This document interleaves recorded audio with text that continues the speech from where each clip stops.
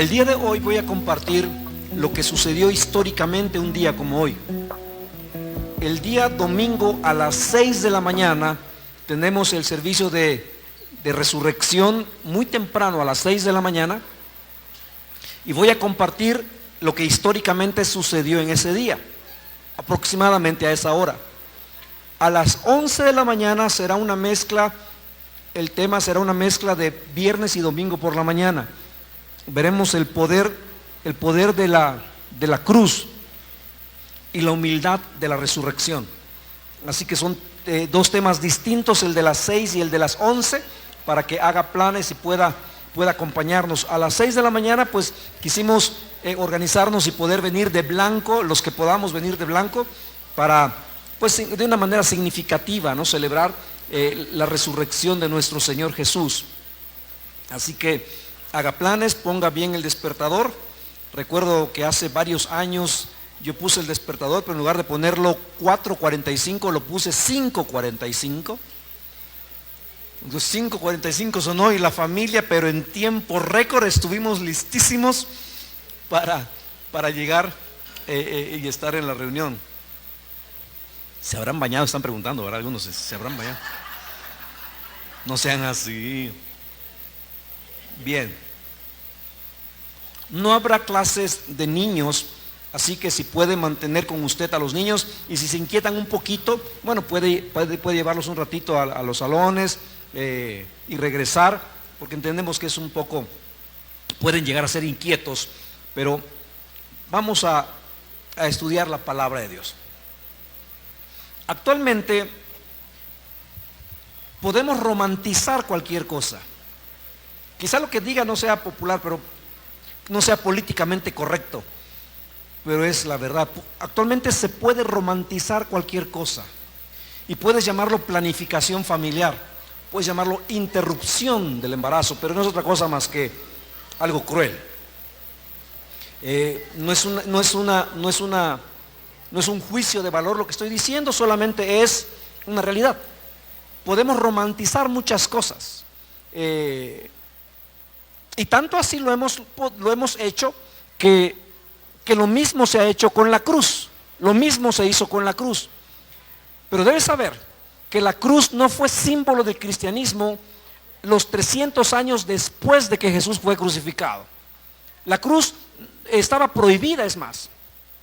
No se podía poner, era contra las reglas, poner en el arte una cruz. O en la cultura una cruz, estaba prohibido, no se podía representar una cruz y mezclarla con arte.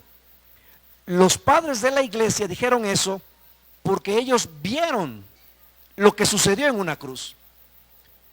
Dijeron eso porque ellos vieron al Señor Jesús morir en la cruz, y la cruz no era nada artístico, la cruz no era nada romántico, la cruz no era nada espiritual.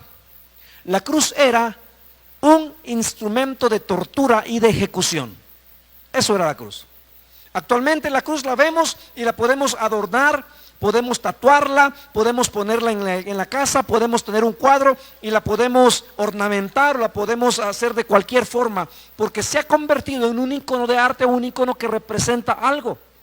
Pero en esta tarde quisiera que lleváramos a esa época y que entendiéramos que la cruz no era más que un instrumento de tortura.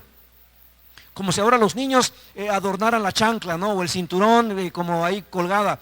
No, era un instrumento de tortura. Era algo que no querías ver. Era algo que no querías que tu familia lo viera.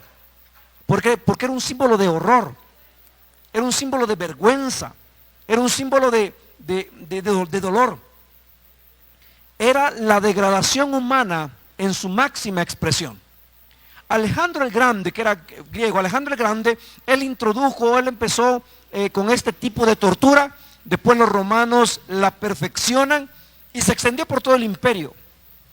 Ahora, las crucifixiones no eran en lo oculto, las crucifixiones eran en público, eran afuera de las plazas.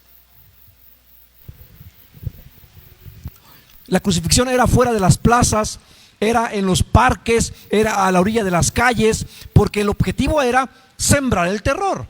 El objetivo era que aquellos que quisieran rebelarse contra el Imperio Romano pues fueran persuadidos. El propósito era que las personas, al ver una crucifixión, pues dijeran: no, yo mejor no me rebelo porque el costo es demasiado alto. Y era una forma de control. Ningún ciudadano romano podía ser crucificado. Ningún ciudadano romano podía ser llevado a la cruz, estaba prohibido.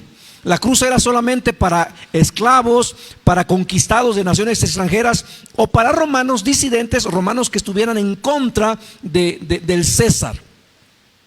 Así que la cruz que actualmente exhibimos no tiene nada que ver con la cruz de esa época.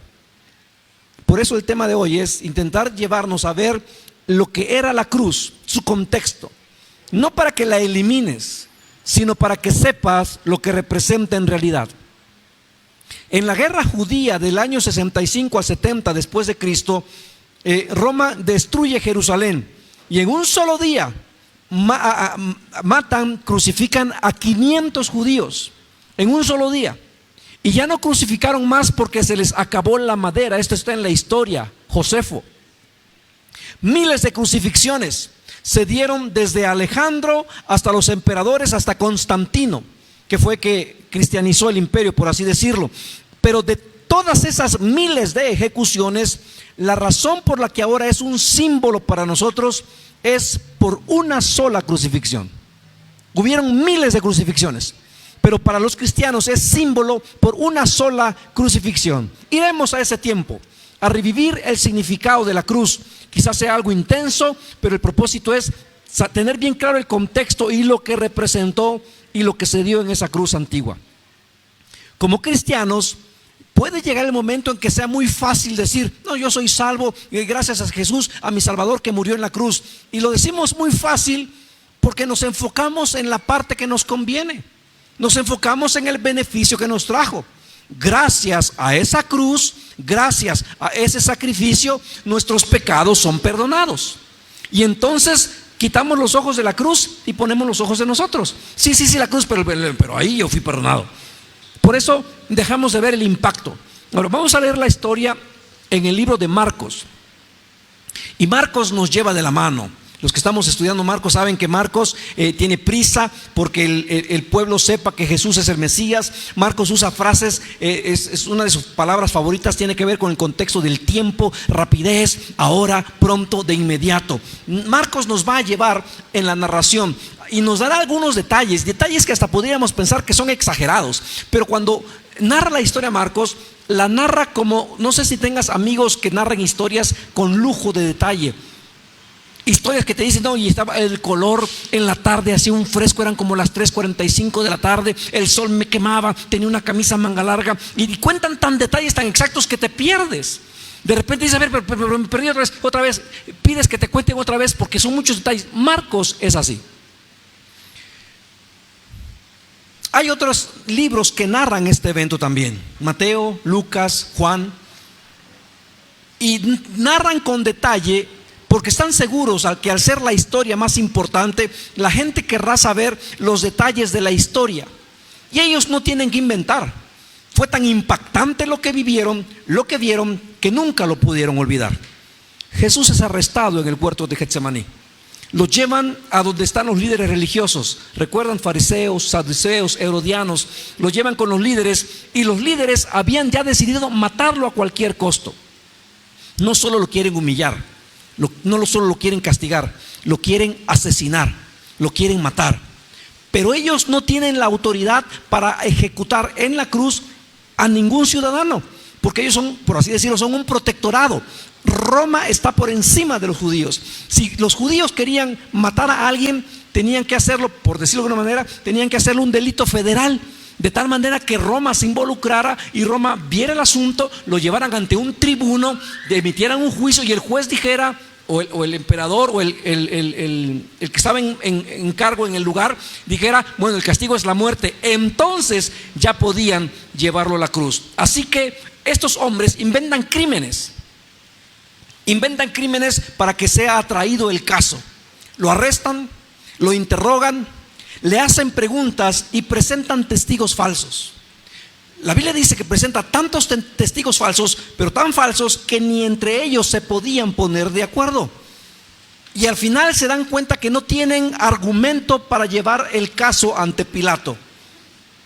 Hasta que llegó un momento importante. Cuando le habían hecho unas preguntas a Jesús, Jesús se había quedado callado. Pero en esta ocasión Jesús responde. Y Jesús, con su respuesta, les da la excusa o el pretexto para que lo condenen. Jesús sabe, si yo contesto ahora, les daré el argumento para que me lleven a juicio. Pero así se cumple la palabra, porque la palabra dice que a Jesús no lo crucificaron, en el sentido de que la Biblia dice esto: Él entregó su vida. Si Él hubiese querido, miles de ángeles descienden y no lo crucifican. Pero la Biblia dice, Él dio su vida, Él la entregó. Llega el momento entonces en que le hacen una pregunta a Jesús, y ahí iniciaremos la historia. Marcos capítulo 14, verso 61. Vamos a orar. Amado Padre Celestial, tu palabra es verdad. Abre nuestros oídos espirituales, abre nuestros ojos espirituales, que podamos ver la profundidad de tu enseñanza. Ayúdanos, Señor, en el nombre de Jesús. Amén. 14:61 dice: pero Jesús se mantuvo callado y no contestó. Entonces el sumo sacerdote le preguntó: ¿eres tú el Mesías, el Hijo del Bendito? ¿Eres tú el ungido? ¿Eres tú a quien esperamos? Jesús lo ve a los ojos y responde, verso 62. Jesús dijo: yo soy. Y ustedes verán al Hijo del Hombre sentado en el lugar de poder, a la derecha de Dios, y viniendo en las nubes del cielo. Y eso fue todo lo que el sumo sacerdote quería escuchar.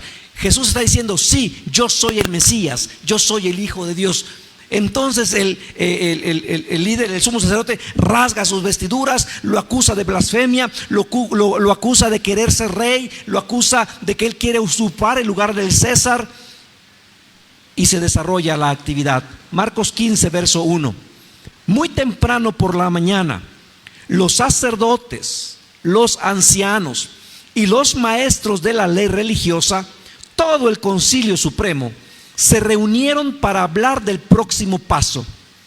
Ataron a Jesús, se lo llevaron y lo entregaron a Pilato, el gobernador romano.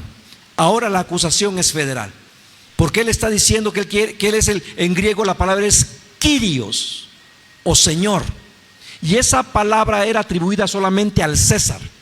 Ahora pueden atraer el caso. Si Pilato se traga el anzuelo, Jesús será condenado a la muerte. Marcos 15, 2 al 4. Pilato le preguntó a Jesús: ¿eres tú el rey de los judíos? Tú lo has dicho, contestó Jesús. Entonces los principales sacerdotes siguieron acusándolo de muchos delitos. Y Pilato le preguntó a Jesús: ¿no vas a contestarles? ¿Qué me dices de las acusaciones que presentan en tu contra? Pilato no puede entender el silencio de Jesús. ¿Por qué no se defiende? Pilato sabe lo que está en juego. Pilato es el político habilidoso, ya sabe por dónde va el asunto, sabe que lo quieren acusar. Es más, la Biblia dice que Pilato ya sabía que los líderes religiosos le tenían envidia. Pilato sabe, y él sabe que si es declarado culpable, será condenado a morir en la cruz. Si acepta ser el rey de los judíos, será crucificado. Pilato no comprende por qué no se defiende. Verso 5.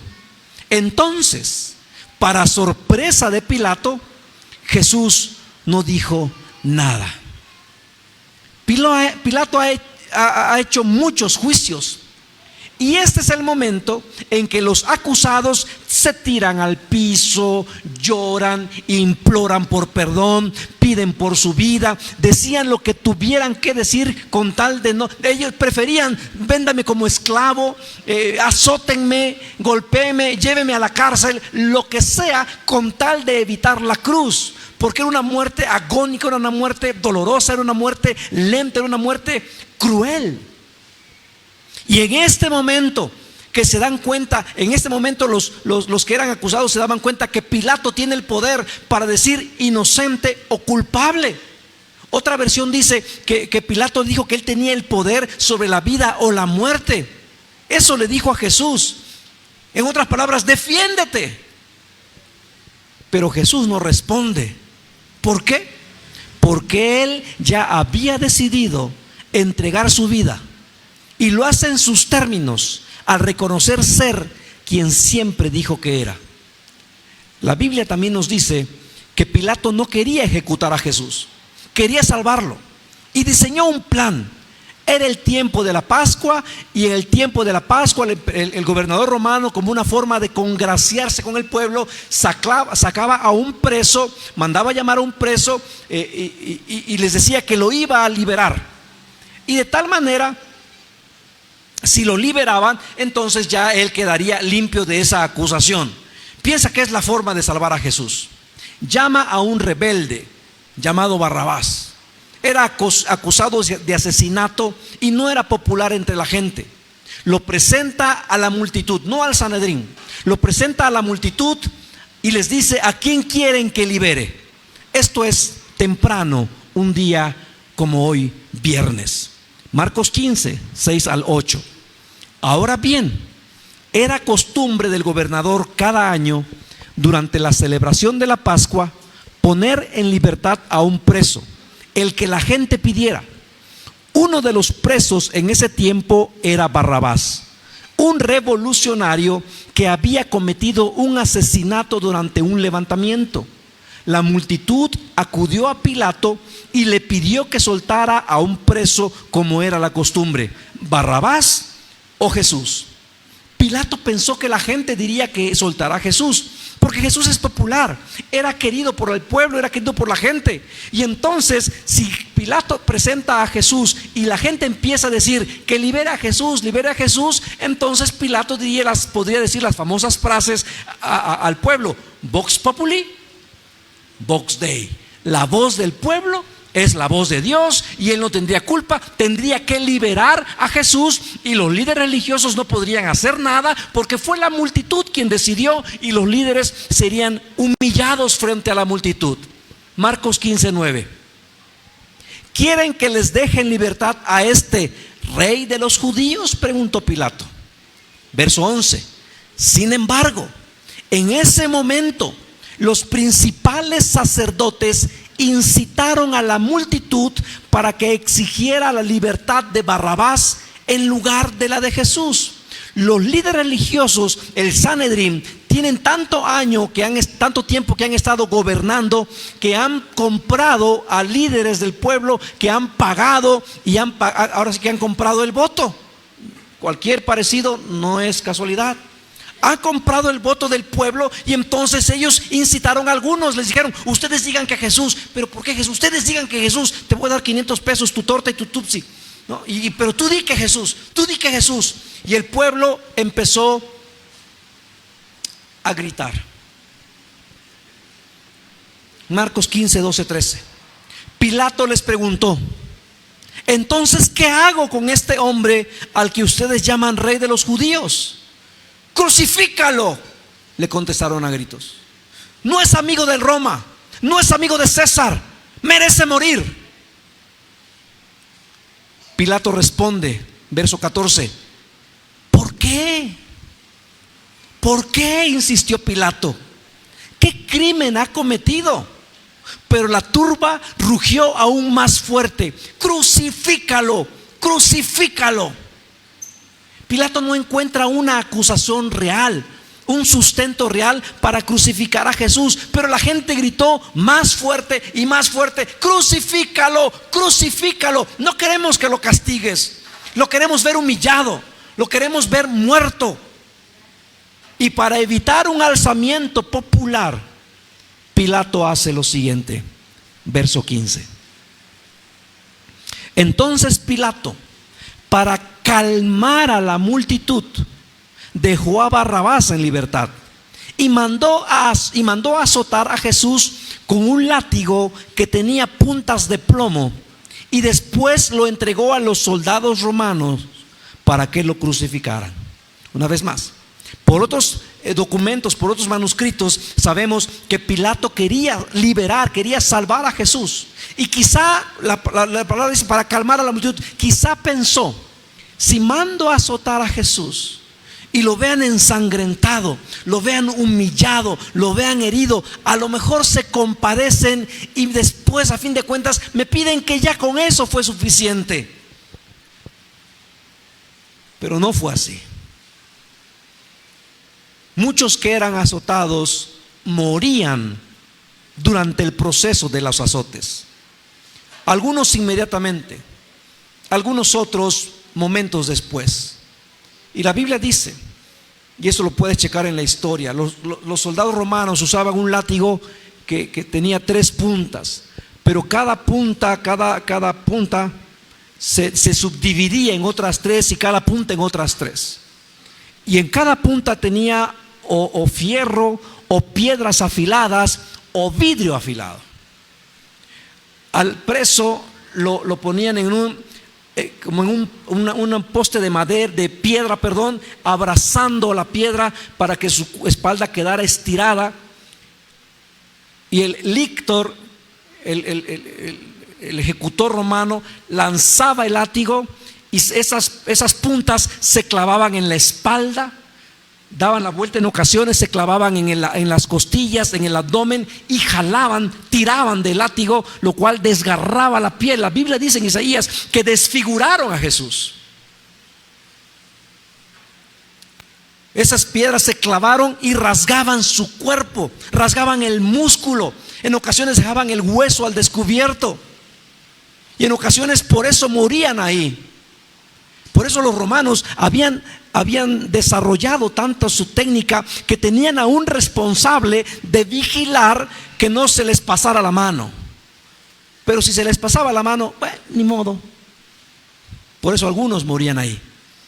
Pero después de ser azotado, la multitud sigue gritando que lo crucifiquen. Crucifícalo, crucifícalo. Verso 16. Los soldados llevaron a Jesús al patio del cuartel general del gobernador. El patio se llamaba Pretorio, y llamaron a todo el regimiento. Vamos a escuchar un canto interpretado por nuestro hermano Alejandro.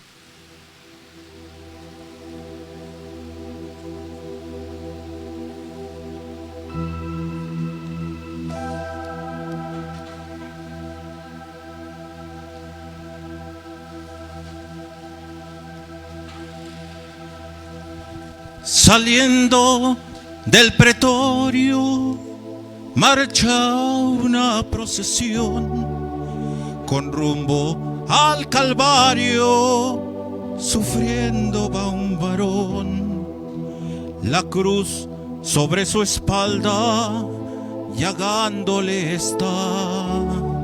no puede caminar.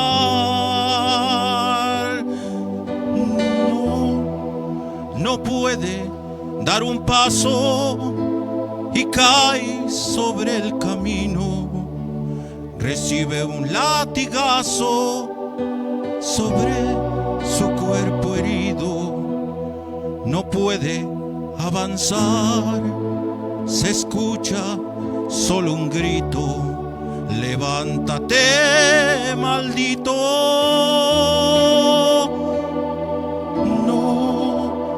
No puede ser maldito aquel que en su dolor exclama con un grito: perdónalos, Señor, perdónale sus faltas, no mires su actuación, de ellos ten compasión.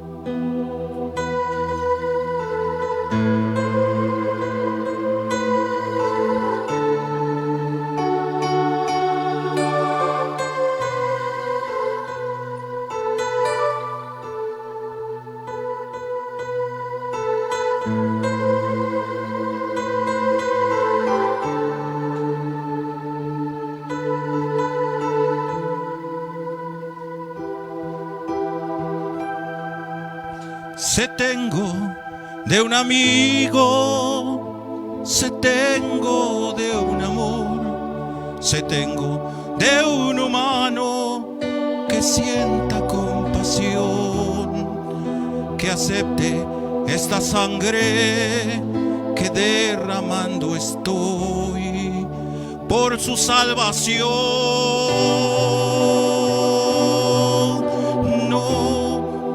No puede dar un paso y cae por el camino.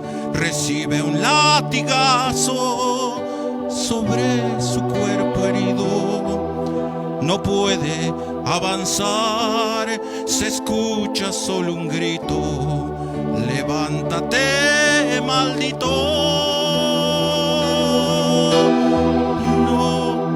No puede ser maldito aquel que en su dolor exclama con un grito: perdónales, Señor, perdónale sus faltas, perdónales, Señor, de ellos ten compasión,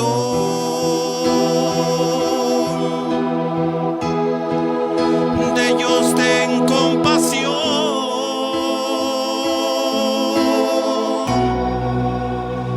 Perdónales, Señor.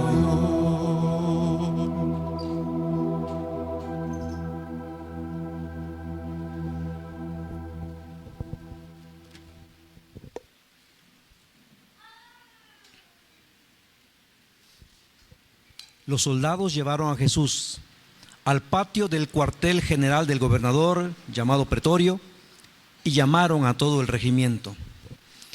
Quienes escuchan la narración y conocen el palacio saben la ubicación geográfica del lugar, saben dónde está el Pretorio, saben a lo que se refiere. El verso 17 al 18 dice: lo vistieron con un manto púrpura y armaron una corona con ramas de espinos y se la pusieron en la cabeza. Entonces lo saludaban y se mofaban: ¡viva el rey de los judíos! Debiste quedarte callado, era mejor que no dijeras nada. Verso 19: y lo golpeaban en la cabeza con una caña de junco, le escupían, se ponían de rodillas para adorarlo burlonamente. Esto es momentos antes de que lo crucifiquen. Así que no es nada romántico, no es nada artístico. Verso 20: cuando al fin se cansaron de hacerle burla, le quitaron el manto púrpura, imagino que se le había pegado por la sangre, y volvieron a ponerle su propia ropa. Luego lo llevaron para crucificarlo. lo escupen, se burlan, le golpean, le ponen la ropa sobre la piel desgarrada, la piel rota. Y vienen más detalles, verso 21. Un hombre, ¿quieres saber cómo se llama? Llamado Simón. Un hombre llamado Simón que pasaba por allí. ¿Te preguntas de dónde era este Simón? Era de allí, pero era de Cirene. Venía del campo justo en ese momento. Y los soldados lo obligaron a llevar la cruz de Jesús. ¿Quieres saber quién era ese Simón de Cirene? Era Simón, el padre de Alejandro y Rufo. ¿Por qué son importantes los detalles? Porque cuando Marcos escribe esta narración, las personas que habían sido testigos aún vivían. Lo que Marcos está diciendo: si no crees, ven conmigo, ve, busca en Jerusalén, pregunta por Simón. Simón es de Cirene, pregunta si él ya murió, pregunta a sus hijos, Alejandro o Rufo. Por eso es importante los detalles, porque esto no es un cuento, no es folclore, no es una leyenda. No han pasado ni siquiera 40 años desde la ejecución cuando se escribe esto. Y con los detalles, Marcos está diciendo: todo esto que te digo lo puedes corroborar si decides viajar a Jerusalén.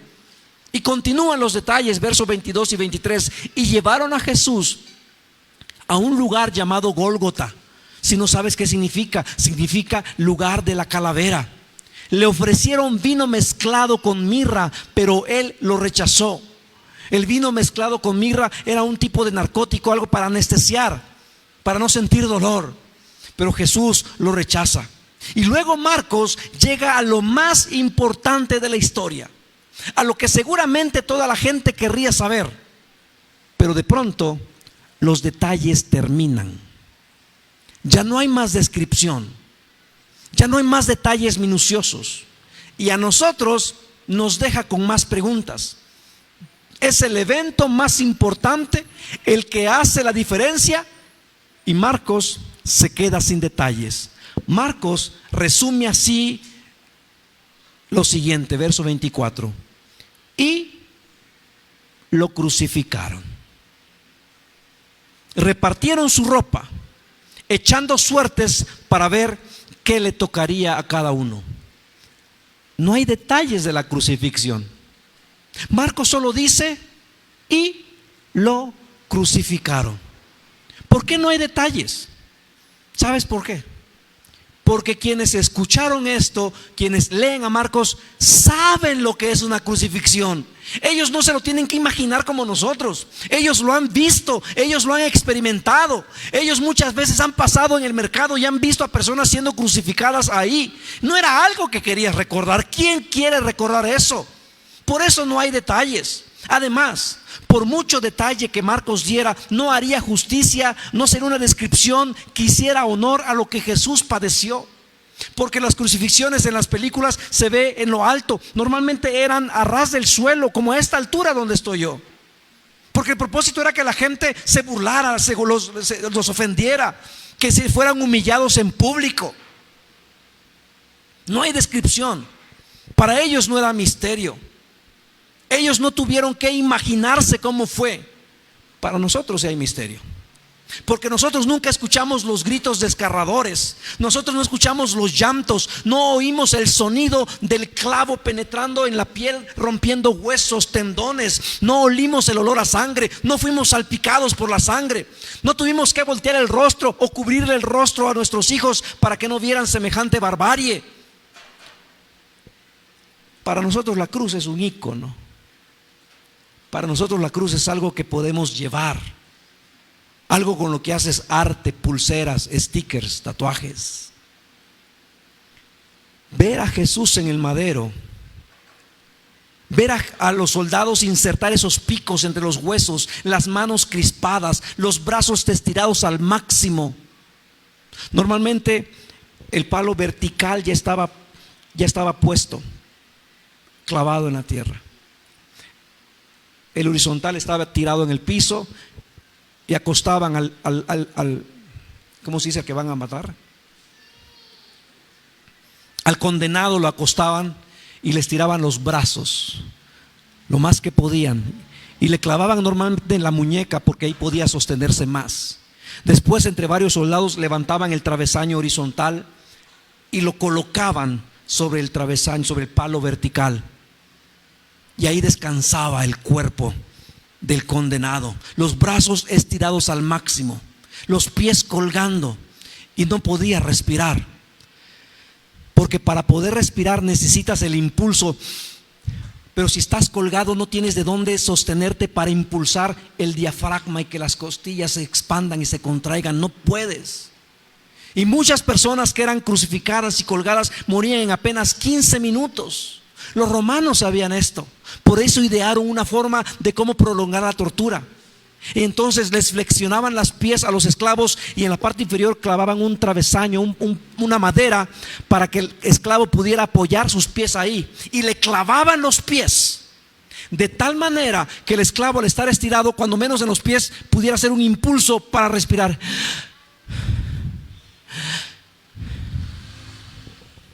Con la sola intención de prolongar la agonía. La Biblia dice que a las 9 de la mañana crucificaron a Jesús, y a las 3 de la tarde exhala su último aliento. 6 horas empujándose ahí con la espalda herida en ese madero rasposo, un madero que él muchas veces trabajó como carpintero. En la cruz dice 7 frases, todas ellas cortas, y no tenemos que preguntarnos por qué. Apenas puede respirar. No van a ser frases largas. Y la última frase parece como que si se rindiera, como si de hecho decidiera entregar su vida. Y su última frase, él dice: Padre, en tus manos encomiendo mi espíritu, pero nadie me quita la vida, yo decido darla. La cruz fue forzada, fue impuesta sobre miles de esclavos, sobre miles de rebeldes, pero la cruz fue elegida solamente por una persona. La cruz fue obligada, fue forzada, pero fue elegida por decisión propia solo por uno. Los esclavos y los disidentes eran crucificados por su rebelión contra los romanos. Jesús es crucificado por tu rebelión y por mi rebelión. No hay nada artístico, no hay nada romántico, no hay nada espiritual en la cruz. C.S. Lewis dice: los crucifijos no se incluyeron en las artes hasta que los últimos que fueron testigos de una crucifixión hubieron muerto. En el Nuevo Testamento, quienes vivieron en el primer siglo dicen que Jesús murió por nuestros pecados. Fue el precio que pagó por tus pecados y por mis pecados. Y no fue cualquier muerte, fue una muerte que ni siquiera podemos imaginar. El apóstol Pablo dice en Filipenses 2:8: y al manifestarse como hombre, se humilló a sí mismo y se hizo obediente hasta la muerte, y muerte de cruz. Después de leer la historia y saber lo que sucedió, hay un autor, Josh McDowell, que escribe un libro que se llama Evidencia que exige un veredicto. El domingo voy a compartir por qué es importante o por qué tenemos la evidencia y podemos creer en estos. La Biblia no es un libro religioso. Lo he dicho y lo continuaré diciendo constantemente. La Biblia no es un libro religioso. La Biblia es un compendio de diferentes libros encontrados en diferentes épocas, escrito por más de 40 autores en un lapso de más de 2000 años, que tienen un hilo conductor en común.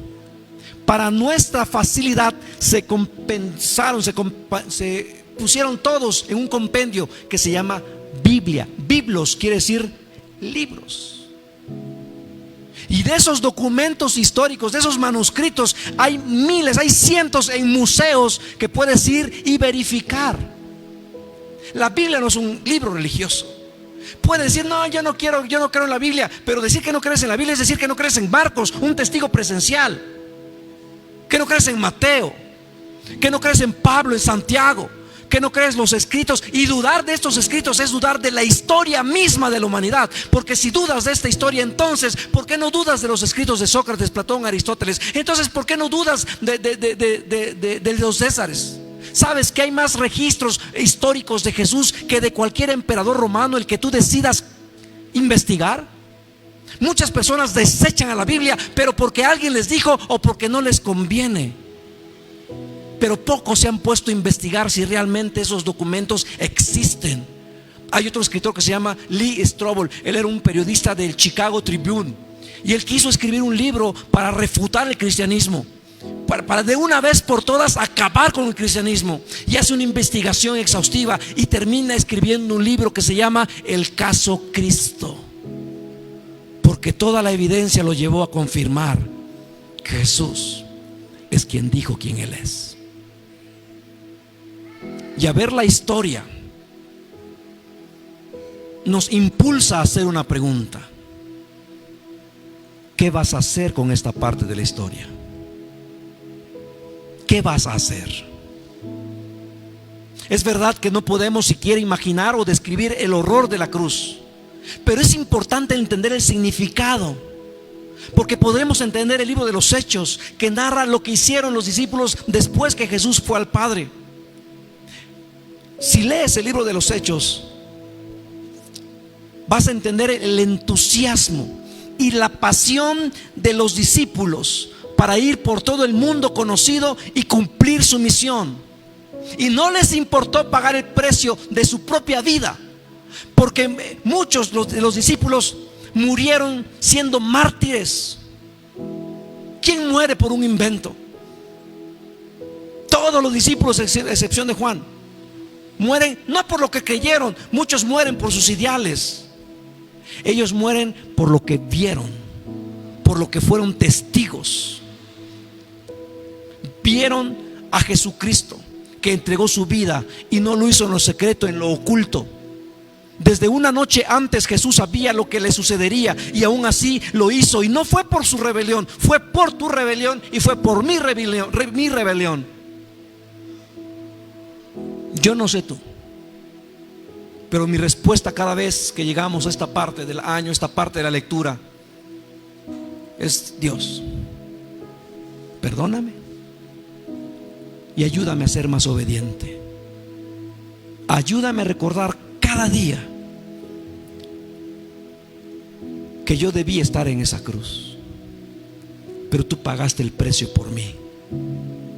La salvación es gratis, pero el precio fue la sangre de Jesucristo. Quizá desde que tienes memoria ves la cruz y no sabes por qué está en muchas iglesias, o en casa, o en colguijos, o en dijes, o en tatuajes. Pero hoy vimos cuál es el mensaje de la cruz. Quizá te has alejado de quien pagó el precio máximo con su sacrificio, y lo hizo por amor a ti. Yo no sé cuál sea tu relación con Dios. Si es algo religioso en su sentido popular, una costumbre. Voy a la iglesia, sí creo, pero comprometerme, no. Sí creo, pero vivo a mi manera. Sí creo, pero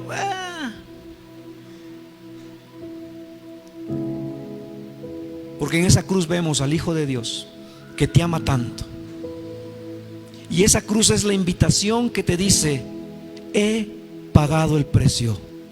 No huyas más, no corras más. Vimos la semana pasada, porque Jesús no vino a condenar al mundo, sino a salvarlo. Entonces no corras, no huyas. Y este es el día para regresar, o este es el día para rendirse, o este es el día para comprometerse una vez más a ese primer amor. Ahora hemos entendido una parte de cómo fue la cruz, pero hoy corresponde que tú des una respuesta. El balón queda en tu cancha. La respuesta nadie te puede forzar a decirla. O quizá no sabes cómo decirla, pero hoy tú puedes decir: Jesús, acepto ese sacrificio que hiciste en la cruz por el perdón de mis pecados. Sé que he vivido a mi manera. Sé que yo no puedo llegar a Dios con mis fuerzas, solamente a través de ese sacrificio. El domingo a las 11 veremos un complemento de este tema, a las 6 también. Pero toma unos minutos para reflexionar y responder como Dios te guía a responder. ¿Qué vas a hacer con esa cruz? No será más que algo artístico y una cruz. Sí, ya, pero yo pido perdón pero no me acerco más, pero no me meto más. Creo en Él, pero me mantengo a distancia. Quizás es el momento de decirle: Señor, si por amor a mí tú estuviste dispuesto a hacer ese sacrificio, perdóname por haber vivido lejos de ti. Porque además, por ese sacrificio, dice la palabra, que por ese sacrificio tenemos vida eterna. No somos cuerpo con espíritu, somos espíritu rodeado de materia. Lo esencial, somos espíritu. Energía, dirán algunos. Y la energía no se pierde ni se transforma, ni se destruye, solamente no se crea ni se destruye, solamente se transforma. El espíritu vivirá para siempre en algún lugar. Si aceptas este sacrificio de Jesús, vivirás con Él. Si lo rechazas, tú mismo estás diciendo: yo no quiero estar con Él. Dios no envía a nadie. El humano rechaza la salvación de Jesús. ¿A poco Dios va a enviar a alguien? Él no envía a nadie, porque la invitación está abierta para todos. Pero aquel que no lo acepte, aquel que lo rechace, está diciendo: yo no quiero que mi espíritu viva la eternidad con Dios. Y si no lo quieres ahora, ¿por qué lo querrías después? Todo tiene su tiempo. Quizá hoy sea el momento. Medita y vamos a orar. Y haz tu oración con Dios como el Espíritu te guíe a hacerla. Si ya tienes una relación con Él, qué bueno. Pero si no, no esperes más. Quizás este sea el momento. Este es el momento para que lo aceptes como Salvador de tu alma. Ahí inclina tu rostro en tu lugar. Y te pediría que cierres tus ojos un momento, por favor. No es para nada místico, pero si tú quieres, y esto no es religión, no se trata de religión, pero si has entendido esta parte de la historia y quieres siquiera probarlo, ahí en tu lugar, no te voy a pedir más. Ahí en tu lugar, levanta y bajas tu brazo y oraremos por ti como señal de que quieres comprometerte o quieres aceptar a Jesús. Gracias. Puedes bajar tu brazo, puedes bajar tu brazo, puedes bajar tu brazo, lo puedes bajar, puedes bajar. Ahora sí, todos nos ponemos de pie, por favor. Padre, gracias por ese sacrificio que has hecho en la cruz por amor a mí. Es más de lo que puedo entender, es más de lo que merezco, Señor, porque aún en muchas ocasiones, a sabiendas de esto, te he rechazado. Pero hoy, Padre, te agradecemos porque entendemos el propósito.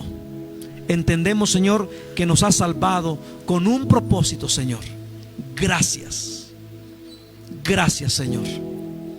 Y por aquellos que han levantado su corazón antes que su mano, yo te pido, Padre, que les bendigas, que te les reveles y seas real para ellos, que puedan conocerte, Señor, como lo que eres, Dios, Salvador personal, que a través de esta oración, Señor, tan sencilla, ellos pueden recibir vida eterna, porque es tu promesa: al que me confesare, al que cree en mí. Y decidimos creer en tus promesas. Decidimos creer, Señor, que ese sacrificio en la cruz es por el perdón de mis pecados. Gracias, Señor. Bendice a cada uno de tus hijos que han levantado la mano y han decidido rendir su corazón. Guíales y que sea un caminar en bendición contigo. En el nombre de Jesús. Amén. Amén y amén.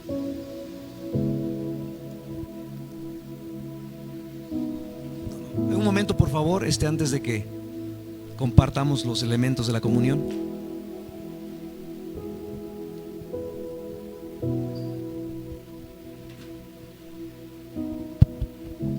En el principio Dios creó los cielos y la tierra. Con su palabra separó la luz de la oscuridad y bastó con un soplo de aliento para dar vida al hombre. Dios había terminado su creación. Descansó de toda su labor y observando lo que había hecho, él se alegraba. Pero no duró lo que esperaba. Llegó el día en que el enemigo se acercó y alejó a sus hijos de su propósito. La creación del Padre estaba siendo manchada. Dios se entristece. Aún así, con amor viste a sus hijos y los deja ir. Años pasan y las personas vivían sin rumbo, buscando paz en lugares sin Dios. ¿Será este el fin de la creación perfecta? No. El Dios de la creación inclinó su oído y en forma de hombre descendió. Él sería crucificado y maltratado para pagar así el precio de nuestros pecados. La gente le llamaba admirable, consejero, Dios poderoso, Padre eterno, príncipe de paz. Él murió para que hoy pudiéramos vivir. Abrió el camino hacia la vida eterna y se entregó por amor a ti, trayendo una nueva vida y un futuro, trayendo lo que todos habían estado esperando: salvación. Estando aquí en la tierra, antes de regresar con el Padre, tomó el pan, lo partió y dijo a sus discípulos: este es el pan, que es mi cuerpo, que por ustedes entrego. Luego tomó la copa y les dijo: esta es mi sangre, la cual confirma el pacto entre Dios y su pueblo. Esta es derramada como sacrificio para perdonar sus pecados. Cada vez que coman de este pan y beban de esta copa, proclaman mi muerte hasta que yo regrese. Acuérdense de lo que les digo: no volveré a beber vino hasta el día en que yo beba de nuevo con ustedes en el reino de mi Padre. Por eso hoy proclamamos su muerte y adoramos mientras que esperamos el día en que Él regrese por nosotros. Hoy damos gracias. Dios, tu iglesia te espera. Gracias. Amén. Su iglesia le espera. Así como estamos en nuestros lugares, recibamos los elementos de la comunión.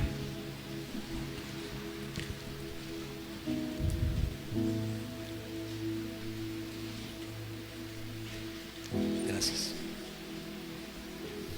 Los mantienes contigo para que todos juntos podamos compartir.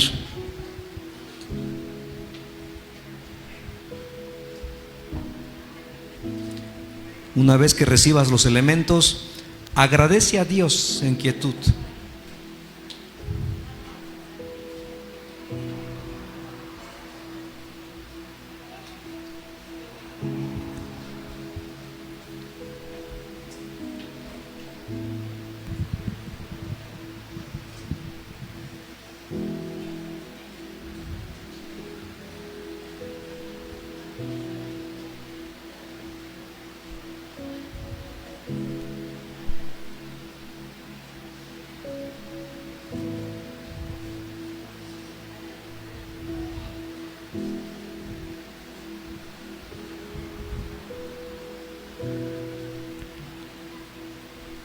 En la lectura que hizo Moisés decía algo que la palabra dice, que no volvería a tomar del pan y del vino hasta que regrese una vez más. Esto lo conocemos como un sacramento. Es algo de lo cual nuestro Señor Jesús participó. Y también lo haremos una vez más en su presencia. Te adelanto algo de lo que sucederá cuando Cristo venga. La Biblia dice en Isaías que tendremos convivencia y que comeremos juntos con el Señor. Eso dice Isaías. No me lo imagino. Imagínate estar en la presencia de Jesús y poder compartir los alimentos con Él. Quizá ahí escucharemos una vez más esta palabra: ahora tomará el pan o el vino y nos lo dará y compartiremos con Él. Es una experiencia que continuaremos en la eternidad. Dice la palabra de Dios: yo les transmito lo que recibí del Señor mismo. La noche en que fue traicionado, el Señor Jesús tomó pan y dio gracias a Dios por ese pan. Luego lo partió en trozos y dijo: esto es mi cuerpo, el cual es entregado por ustedes. Hagan esto en memoria de mí. Comamos del pan.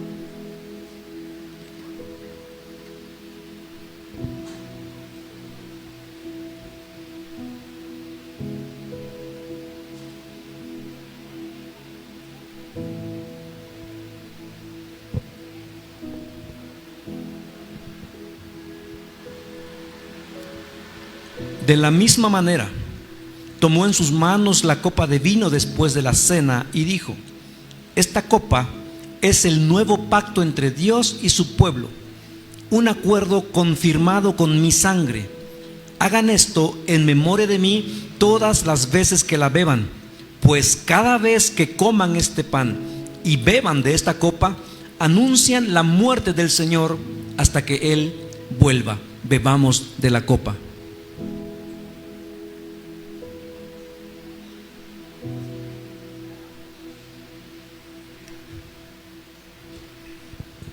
Meditemos en quietud. Padre, gracias.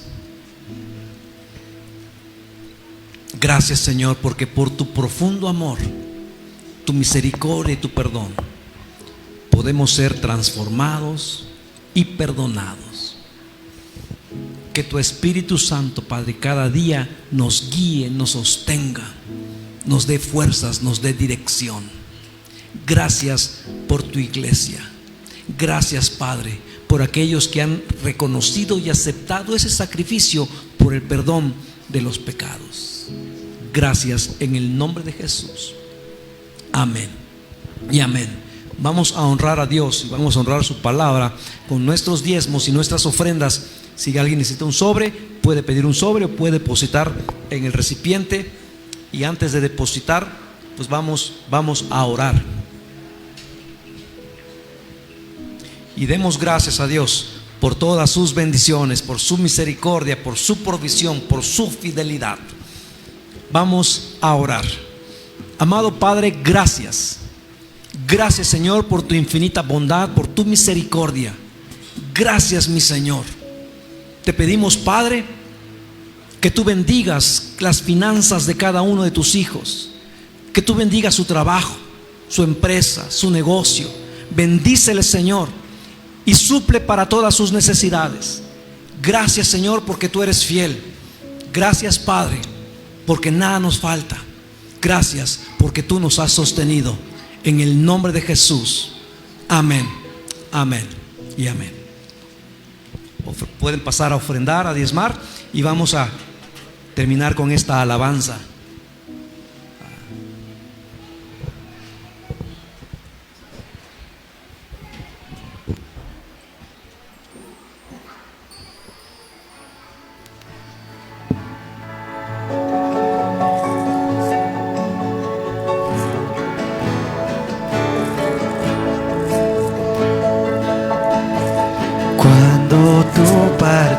Del pan,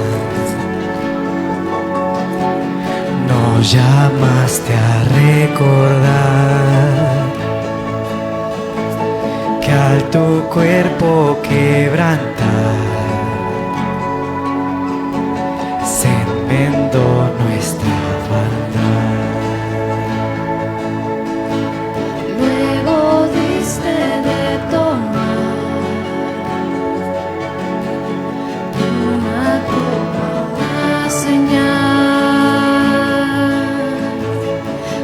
tu sangre derramar, nos cubriste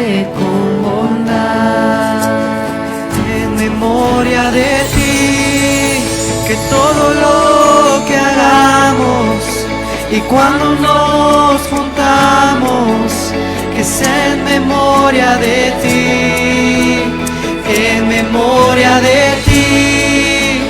Juntos hoy cantamos, tu nombre levantamos, en memoria de ti, esperándote a ti.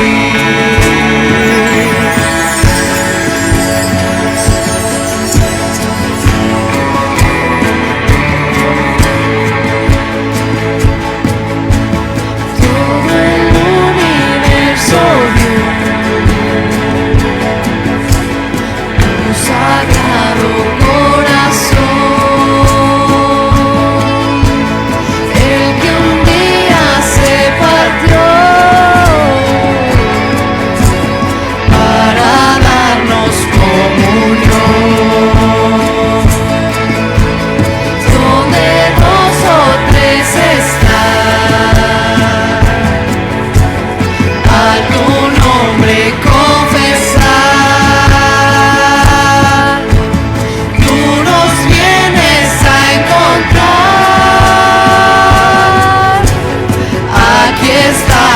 Y aquí estás, aquí estamos y aquí estás, en memoria de ti, de todo lo que hagamos y cuando nos juntamos, que sea en memoria de ti, en memoria de ti, juntos hoy cantamos, tu nombre levantamos, en memoria de ti, esperándote a ti.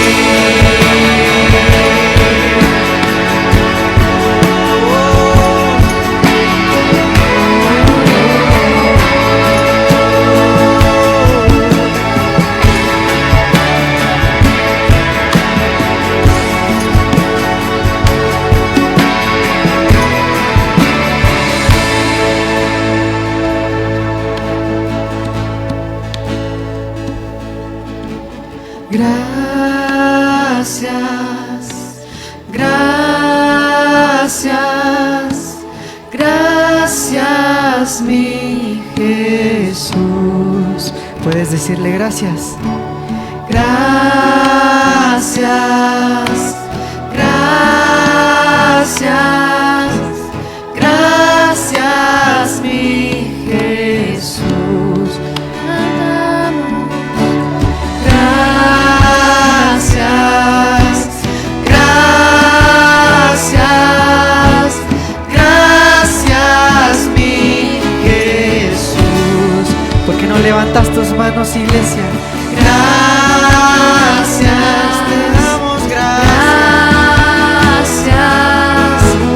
gracias mi Jesús.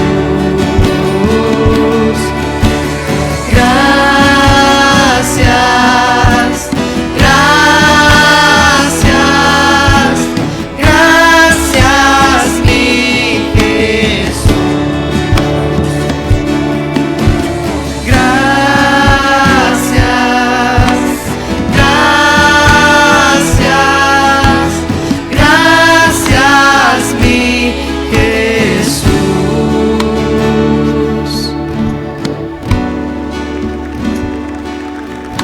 Iglesia, puedes darle un fuerte aplauso a nuestro Dios si estás agradecido. Amén. Te amamos, Dios. Te amamos. Bueno, iglesia, y con esto damos por terminada la reunión de hoy. Les recordamos que nos vemos el domingo a las 6 de la mañana. Las sillas así se quedan para la reunión del domingo. Entonces, nos vemos. Gracias.